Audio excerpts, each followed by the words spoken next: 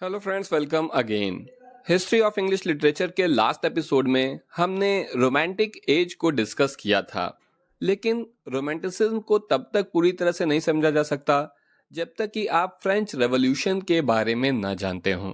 इसीलिए आज हम फ्रेंच रेवोल्यूशन को डिस्कस करेंगे, जो कि एक बहुत ही इम्पॉर्टेंट टॉपिक है। आपके एग्जाम्स के पॉइंट ऑफ व्यू से भी और आपकी अंडरस्टैंडिंग के लिए भी ये ज़रूरी है। तो आइए चलिए शुरू करते हैं। The French revolution which broke out in 1789, यानी कि फ्रेंच रेवोल्यूशन जो कि शुरू हुआ 1789 में, had affected not merely the political and social destiny. यानी कि फ्रेंच रेवोल्यूशन जो 1789 में शुरू हुआ उसने न केवल पॉलिटिकल और सोशल डेस्टिनी ऑफ फ्रांस को प्रभावित किया, but exerted a far reaching and profound influence in shaping the destiny of whole continent. यानी कि इसने न केवल फ्रांस को प्रभावित किया बल्कि पूरे कॉन्टिनेंट को, यानी कि पूरे यूरोप को प्रभावित किया। ठीक, उसकी डेस्टिनी को यानी उसकी किस्मत को, उसके भाग्य को शेप करने में फ्रेंच रेवोल्यूशन का योगदान रहा। Centuries of operation came to an end, यानी कि जो सदियों से जो शोषण हो रहा था, ऑपरेशन हो रहा था, अत्याचार हो रहा था, उसका अंत हुआ। People everywhere were inspired with democratic ideals, और सभी जगह पर जो है लोग, सभी जगह से मतलब है कि दुनिया भर में लोग डेमोक्रेटिक आइडियल्स यानी जो लोकतंत्र के जो आदर्श थे उनसे लोग प्रभावित हुए। And the power of the king and aristocrats came crumbling down, और जो ताकत थी राजाओं की और एरिस्टोक्रेट की, यानी जो बड़े ऊंचे खानदानी लोग हुआ करते थे, जागीरदार, जमींदार, इस तरीके के राजा के यहाँ के दरबारी लोग, तो उनकी पावर जो है वो खत्म हुई। A wonderful humanitarian enthusiasm and gorgeous dream of progress and perfections were thus kindled in ardent young soul. ठीक, आर्डेंट यंग सोल मतलब जो उस समय के युवा थे उनके भीतर किंडल मतलब जल गई। क्या जल गई? एक वंडरफुल ह्यूमैनिटेरियन एंथुसियाज्म की ज्योति जल गई, और गॉर्जियस ड्रीम ऑफ प्रोग्रेस, और जो स्वतंत्रता के प्रोग्रेस के जो सपने थे, ये सब कुछ जो है अब जो दुनिया के उस वक्त के युवा थे उनके मन में इसकी ज्योत जल गई थी। तो ये तो मतलब क्या क्या हुआ फ्रेंच रेवोल्यूशन की वजह से। अब हम डिस्कस करेंगे कि वो कारण क्या थे, the causes of French revolution, यानी कि वो क्या वजहें थी जिसकी वजह से फ्रेंच रेवोल्यूशन हुआ। तो आइए देखते हैं। The French society consisted of three orders, यानी कि जो फ्रेंच सोसाइटी थी वो तीन वर्गों में बंटी हुई थी। ऑर्डर्स और एस्टेट, यानी कि तीन तरीके के लोग वहां पर पाए जाते थे उनके समाज में। The clergy constituted the first estate, the nobility the second. ठीक, तो जो इसमें पहला जो वर्ग था वो कौन था? वो था क्लर्जी। क्लर्जी का मतलब होता है वो जो धार्मिक ग्रुप होता है, यानी कि जो चर्च से जुड़े हुए बड़े अधिकारी थे, जो लोग थे, वो थे क्लर्जी। तो जो पहला ग्रुप था, इनको फर्स्ट क्लास सिटीजन या फर्स्ट स्टेट कहा जाता था, वो थे क्लर्जी। द नोबिलिटी, नोबिलिटी जो थे ये बीस में आते थे, ये सेकंड में आते थे। सेकंड में कौन होते थे? जैसे इसमें एडवोकेट्स, डॉक्टर, मर्चेंट, ये सारे लोग नोबिलिटी में आते थे, यानी बड़े ऊंचे घरानों के, खानदानों के लोग, जिनकी सोसाइटी में जिनका सोसाइटी में अच्छा रुतबा हो। And the rest of the population belong to the third state. और इसके अलावा, यानी कि आप क्लर्जी को छोड़ दें, यानी धार्मिक अधिकारियों और राज परिवार को छोड़ दें, उसके बाद आप एडवोकेट, डॉक्टर, मर्चेंट, जो अमीर खानदान है, अमीर लोग हैं, उनको छोड़ दें, तो बाकी जो रेस्ट पॉपुलेशन है वो थर्ड स्टेट में आती थी, यानी थर्ड क्लास सिटीजन में भी आती थी, एक तरीके से कहा जा सकता है। The first two states enjoyed special privileges, यानी कि जो पहली दो स्टेट थी उसको जो है खास विशेषाधिकार मिले हुए थे। प्रिविलेज मतलब विशेषाधिकार। For example exemption from paying tax. तो आप सोचिए कि जो अमीर लोग थे उन्हें टैक्स ही नहीं देना होता था, उन्हें टैक्स देने से मुक्ति मिली हुई थी। While the third estate suffered untold misery and poverty, जबकि जो थर्ड स्टेट में आते थे, यानी जो सबसे गरीब लोग होते थे, वो जो है बेचारे जिंदगी भर जो है मिजरी और पॉवर्टी में उनकी जिंदगी बीत रही थी। क्यों बीत रही थी? और उसके अलावा अगर जरा बहुत उनके पास पैसे भी होते थे तो वो उन्हें टैक्स और सारी चीज़ें भी उनको देनी होती थी। तो अनटोल्ड मिजरी एंड पॉवर्टी में वो जी रहे थे।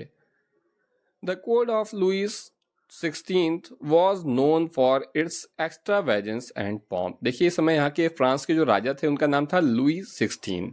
तो इनकी जो कोर्ट थी, इनका जो दरबार था, वो जाना जाता था अपनी शाह खर्ची के लिए। The king believed in the divine right of theory and ruled in an arbitrary manner. यानी कि जो किंग था वो मानता था कि उसका डिवाइन राइट है, क्योंकि वो ऐसा माना जाता था कि जो राजा है वो ईश्वर का प्रतिनिधि है धरती पर। यानी धरती पर एक तरह से देखा जाए तो ऊपर आसमान है और नीचे राजा है, ठीक है। तो सॉरी, ऊपर गॉड है, आसमान में गॉड है, और नीचे उनके प्रतिनिधि के रूप में धरती पर राजा मौजूद हैं। तो वो एक डिवाइन राइट की थ्योरी में विश्वास करते थे कि उनका काम ही है ऐश करना, मौज करना, अय्याशी करना, और इसी तरीके से, इसी मैनर से वो जो है रूल भी करते थे, भले ही उनकी जो जनता थी वो कितनी भी तकलीफ में जी रही थी। बिसाइड्स क्वीन मैरी, और उनकी जो वाइफ थी, जो उनकी क्वीन थी, Queen Mary, besides Queen Mary Antoinette, उनका नाम था Mary Antoinette, was an arrogant and irritated the already frustrated mass। तो इन्होंने, इसके अलावा जो क्या हुआ कि जो क्वीन मैरी एंटोनेट थी, जो वो बहुत ही एरोगेंट थी, और उन्होंने जो है इरिटेट किया हुआ था ऑलरेडी फ्रस्ट्रेटेड मास को, यानी कि जो जनता पहले से ही बहुत फ्रस्ट्रेट थी उसको क्वीन ने और भी ज़्यादा इरिटेट करके रख दिया था। A bunch of writers come philosophers like Rousseau, Voltaire, with their writing left exercised a tremendous impact to ignite the revolution spirit। देखो, इस समय के बहुत ही महत्वपूर्ण राइटर थे रूसो और वोल्टायर। ये फिलोसफर भी थे, फिलोसफर और राइटर थे। तो इन लोगों ने जो है अपनी राइटिंग के माध्यम से बहुत ही जबरदस्त इम्पैक्ट डाला और इग्नाइट किया, मतलब जलाया। क्या जलाया? रेवोल्यूशनरी स्पिरिट, यानी कि एक क्रांति की जो है स्पिरिट जो है जनता के बीच में जगा दी अपनी राइटिंग के माध्यम से, ऐसा इन लोगों ने लिखा। The American War of Independence also supplied the oxygen to the French people. इसके अलावा इसके पहले अमेरिका में स्वतंत्रता की लड़ाई लड़ी गई थी, जहां पर उन लोगों ने इंग्लैंड को हराया था और इंग्लैंड को हराकर स्वतंत्रता प्राप्त की थी। तो इसकी वजह से जब लोग सोचते थे, फ्रांस के भी लोग और दुनिया भर के लोग ये सोच रहे थे कि जब अमेरिका इंग्लैंड से आज़ाद हो सकता है तो हम क्यों नहीं हो सकते हैं, आम जनता भी बड़ी बड़ी ताकतों को हरा सकती है। तो इसलिए अमेरिकन वॉर ऑफ इंडिपेंडेंस ने जो है फ्रेंच पीपल के भीतर एक जो है ऑक्सीजन सप्लाई करी, उम्मीद की, और उन लोगों ने क्रांति की। All these brought matters to a boiling point। All these brought matters to a boiling point, यानी इन सब चीज़ों ने मिलकर इस मामले को एक बॉइलिंग पॉइंट तक पहुंचा दिया। And with the attack of Bastille on 14 July in 1789 the French revolution began. तो इन सब चीज़ों ने मिलकर जो है बॉइलिंग पॉइंट तक पहुंचा दिया। और उसके बाद बैसिले एक किला था, ठीक, जहां पर अटैक किया था लोगों ने, जनता ने जिस पर हमला कर दिया। असल में इस किले में लोगों को कैद करके उन्हें यातनाएं दी जाती थीं। ये काम सरकार करती थी, वहाँ के जो किंग थे वो ऐसा करते थे। तो इस किले पर जो है अटैक हुआ 14 जुलाई 1789 को, और इसी के साथ फ्रेंच रेवोल्यूशन की शुरुआत हुई। When the concept of absolute monarchy was rejected, Louis 16 sought foreign help। और जब जो है, देखो आपको बताया था मैंने कि लुइस 16 क्या था, वो जो है कहता था, ऐसा मानता था कि एक एब्सोल्यूट मोनार्की है, यानी मैं ही शासन हूँ। जैसे आपने मूवी बाहुबली में देखा होगा कि मेरा वचन मेरा शासन, इस टाइप की बात। तो ये जो एब्सोल्यूट मोनार्की थी उसको जब रिजेक्ट कर दिया जनता ने, तो लुइस 16 ने क्या किया कि उसने फॉरेन हेल्प मांगी कि जो विदेश है, इंग्लैंड है और आसपास के जो देश हैं, वो मदद करें इस विद्रोह को दबाने में। दिस एनरेज द मॉब, और इसने जो है पब्लिक को और भी ज़्यादा नाराज़ कर दिया कि अब बाहर के लोग आएंगे और वो हमें मारेंगे, ये एक ऐसा राजा है हमारा। तो वो और भी ज़्यादा नाराज़ हो गए। And the horrifying September massacre took place. और देखो, ये सितंबर मैसेकर का भी बहुत ही महत्वपूर्ण स्थान है हिस्ट्री में। तो ये मैसेकर जो है शुरू हुआ, 1000 of royalties, priest and noble were killed on the street. और जनता ने लोगों को पकड़ पकड़ के मारना शुरू किया।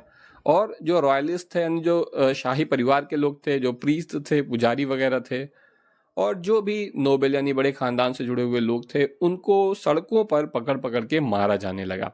सितंबर मैसेकर में फ्रांस की जनता ने ये किया। लुई 16 वॉज बिहेडेड, और जो राजा था उसका भी तख्ता पलट हो गया और उसका सिर काट दिया गया। फ्रॉम 1789 टू 1799, यानी कि इन 10 सालों तक there was a reign of terror. पूरे ये 10 साल जो थे वो एकदम खौफनाक समय था फ्रांस के इतिहास में। 10 साल तक एकदम रेन ऑफ टेरर, मतलब टेरर का साम्राज्य रहा। The effect of French revolution, तो ये तो वजहें थी जिन वजह से फ्रेंच रेवोल्यूशन हुआ। अब हम बात करेंगे कि फ्रेंच रेवोल्यूशन के प्रभाव क्या हुए, उसके क्या इफेक्ट्स थे। Before the French revolution, Catholicism had been the official religion of France, यानी कि जो कैथोलिज्म है, क्रिश्चियन कैथोलिज्म है, वो ऑफिशियल रिलीजन था फ्रांस का। The French Catholic church had been very powerful, और फ्रेंच कैथोलिक चर्च जो था वो बहुत ही पावरफुल था। And nearly all of France population had been Catholic, और लगभग फ्रांस की सारी पॉपुलेशन जो थी वो कैथोलिक थी। However, after the French Revolution, France churches had lost much of their power. लेकिन इस रेवोल्यूशन के बाद फ्रांस के जो चर्च थे उन्होंने अपनी ज़्यादातर पावर खो दी। The French Revolution destroyed the social discriminating class system, और फ्रेंच रेवोल्यूशन ने जो सामाजिक सिस्टम था, क्लास सिस्टम था, अभी मैंने आपको बताया कि 3 क्लास थे, फर्स्ट, सेकंड और थर्ड। तो ये जो डिस्क्रिमिनेट करता था सोसाइटी के अगेंस्ट, यानी कि डिस्क्रिमिनेट करने का मतलब होता है कि किसी के साथ खराब व्यवहार करना उसके क्लास के आधार पर या उसके रिलीजन के आधार पर, भेदभावपूर्ण, डिस्क्रिमिनेटिंग मतलब भेदभावपूर्ण। तो जो फ्रेंच रेवोल्यूशन था उसने डिस्ट्रॉय कर दिया सोशल डिस्क्रिमिनेटिंग क्लास सिस्टम को, यानी कि जो सामाजिक भेदभावपूर्ण सिस्टम था उसको जो है ख़त्म कर दिया इन फ्रांस में। And declared equality for all, और सभी के लिए जो है इसने इक्वालिटी डिक्लेयर की कि अब सभी लोग एक बराबर हैं। The revolution came up with the equality and career open to talent, और इस रेवोल्यूशन की वजह से क्या हुआ कि एक तो इक्वालिटी हो गई, और अब जो है लोगों का करियर किस पर आधारित होने लगा, टैलेंट के ऊपर, कि जिसके भीतर टैलेंट होगा तो वो उस फील्ड में जाकर काम कर सकता है। The revolution led to the declaration of rights of man and citizen. इसके अलावा जो रेवोल्यूशन था उसने क्या किया, डिक्लेरेशन हुआ rights of man and citizen, कि हमारे जो लोग हैं, हमारी जो जनता है, हमारे जो नागरिक हैं, उनके क्या अधिकार हैं, ये अधिकार डिसाइड हुए। द जैसे कि अभी हमारे भारत में भी हमारा संविधान है ना, तो आपको अधिकार देता है कि हम भारत के लोग ऐसा करेंगे, वैसा करेंगे, ऐसा करते हैं, वैसा करते हैं, सबके समक्ष सरकार के लिए या सबके लिए हम सब समान हैं। तो इस तरीके की चीज़ यहाँ पर हुई रेवोल्यूशन के बाद, और ये दुनिया में पहली बार हो रही थी। द कॉन्स्टिट्यूशनल असेंबली और पार्लियामेंट केम आउट। उसके बाद क्या हुआ कि कॉन्स्टिट्यूशनल असेंबली और parliament I with the document of human right, और जो ह्यूमन राइट थे, मानवाधिकार थे, उनका भी डॉक्यूमेंटेशन हुआ, और लोगों के या जनता के जो मूल अधिकार हैं वो सुनिश्चित किए गए। जैसे कि हमारा पार्लियामेंट का सिस्टम है, संसद और विधायिका वगैरह। इट ग्रांटेड पॉलिटिकल लिबर्टी, इसकी वजह से राजनीतिक स्वतंत्रता मिली। लाइक फ्रीडम ऑफ स्पीच, तो क्या पॉलिटिकल लिबर्टी मिली, जैसे कि फ्रीडम ऑफ स्पीच, यानी कि आप जो कहना चाहते हैं वो कहने की स्वतंत्रता। प्रेस, यानी कि प्रेस में भी राजा की या सरकार की इन सब की आलोचना भी होती है, तो ये सब चीज़ की स्वतंत्रता मिली। इसके पहले तो राजा के बारे में कुछ बुरा कहने का मतलब है कि सर कलम कर दो। Association, worship and ownership of property, तो तरह तरह के ये सब अधिकार मिले लोगों को कि वो जिसकी चाहे, जिस गॉड की चाहे उसकी वर्शिप कर सकते हैं, जिससे चाहे उससे जुड़ सकते हैं। और ओनरशिप ऑफ प्रॉपर्टी से मतलब है, देखिए पहले क्या होता था कि लड़कियों को या महिलाओं को जायदाद में हिस्सा या उत्तराधिकार नहीं मिलता था। जैसे अगर कोई एक पिता है, आपने पढ़ी भी होगी, एक नॉवेल है प्राइड एंड प्रेजुडिस, तो उसमें होता क्या है कि एक पिता है, उनकी 5 बेटियां हैं, तो वो अपनी 5 बेटी में से किसी को भी अपना उत्तराधिकारी नहीं बना सकते थे, अपनी जायदाद हैंडओवर नहीं कर सकते थे, बल्कि ये केवल पुरुषों के को ही उत्तराधिकार दिया जा सकता था। तो किसी दूर दराज के रिश्तेदार को जो है उन्हें देना था अपनी प्रॉपर्टी।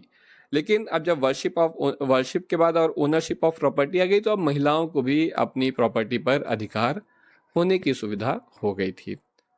अगला क्या है कि the Bourbon monarch that had ruled France for over 1400 years. देखिए बॉर्बन मोनार्कों ने, जैसे भारत में एक मुगल शासन था, तो उसी तरह यहाँ का भी एक राज परिवार था जिन्होंने फ्रांस के ऊपर 400 साल तक शासन किया था, केम टू एंड, और अब वो रेवोल्यूशन के बाद खत्म हो गया वो शासन, बाय द फ्रेंच रेवोल्यूशन के माध्यम से।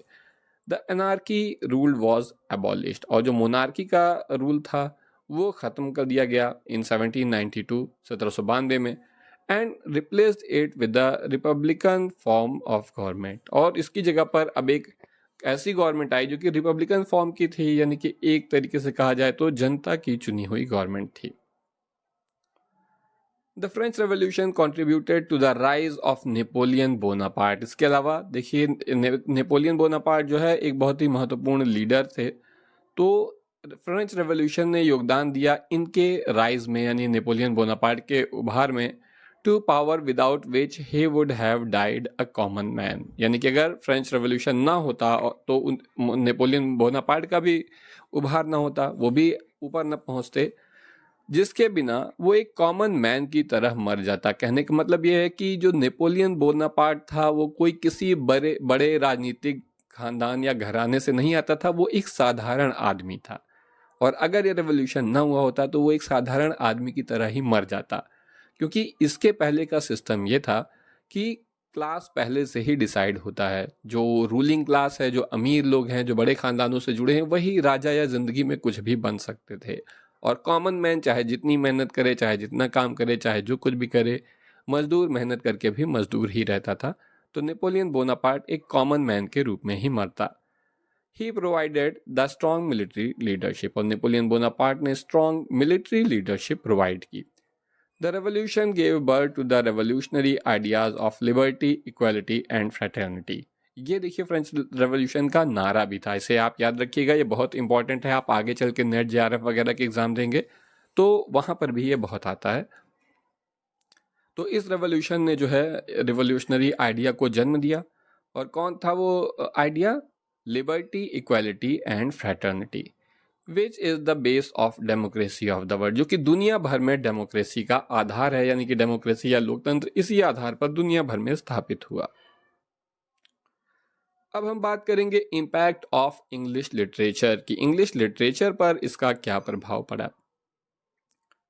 The French revolution stirred the British people and affected their literature in a major way. यानी कि जो फ्रेंच रेवोल्यूशन थी उसने ब्रिटिश लोगों को, यानी इंग्लैंड के लोगों को भी प्रभावित किया और उनके लिटरेचर को भी प्रभावित किया। There was a complete break with the age of reason, और इस तरीके से एज ऑफ रीजन से पूरी तरह से फिर ये समय अलग हो गया। एंड एज ऑफ रीजन से मतलब है न्यू क्लासिकल एज, ठीक, जो तर्क का रीजन का समय था, की एज थी। अब उससे पूरी तरह से जो है मतलब अलग हो गए लोग, और एक new kind of literature known as romantic revival came, और एक नए किस्म का लिटरेचर आया जिसे कि रोमांटिक रिवाइवल कहा जाता है, यानी कि रोमांटिक एज आई या रोमांटिसिज्म भी कहा जाता है, इनटू एग्जिस्ट। यानी अब वो शुरू हुआ with the publication of lyrical ballad in 1798। देखिए मैं बार बार आपको कहता हूं कि ये बुक आप जरूर याद रखिएगा। लिरिकल बैलेट के 1798 में पब्लिकेशन के साथ रोमांटिक एज की शुरुआत हुई। Wordsworth, Coleridge, Southey, Byron, Shelley and Keats were the poets who specialised in this style of poetry. तो यहाँ पर बताया गया है कि ये पोएट थे जो कि स्पेशलाइज्ड थे इस तरीके की पोएट्री लिखने में, यानी कि रोमांटिक स्टाइल की पोएट्री लिखने में। The prose literature of the time was illuminated by the works of Charles Lamb, Hazlitt and Dickens।